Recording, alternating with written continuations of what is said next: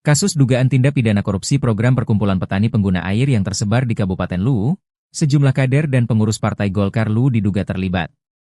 Dugaan itu diperkuat menyusul dipanggilnya Wakil Ketua 1 DPRD Luwu, Zulkifli beserta beberapa pengurus partai berlambang pohon beringin itu di Kejaksaan untuk proses penyidikan.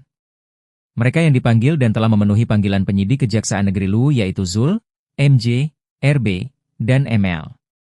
Sementara mantan anggota DPR RI, Muhammad Fauzi mangkir dari panggilan.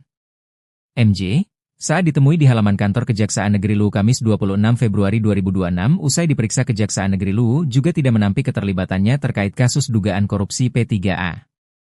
Ia juga membeberkan bahwa, selain dirinya, 3 orang rekan separtainya juga turut dipanggil. MJ tidak menampik yang menyeret dirinya di kasus ini dan harus berhadapan dengan penyidik Kejari Luwu itu terkait proyek aspirasi DPR RI tahun anggaran 2024 hingga 2025.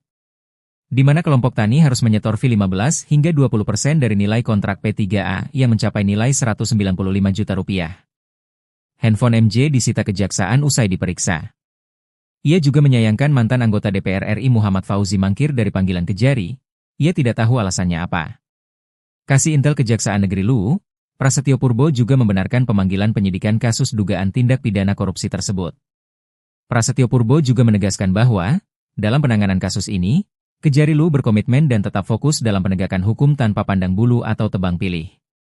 Sekadar diinformasikan, program perkumpulan petani pemakai air ini merupakan pokir dari 2 mantan anggota DPR RI dari Partai Golkar dan PDIP untuk daerah pemilihan 3 Sulawesi Selatan.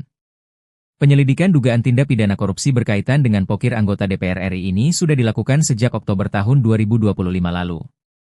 Sekitar 70 saksi dari kelompok tani juga sudah diperiksa.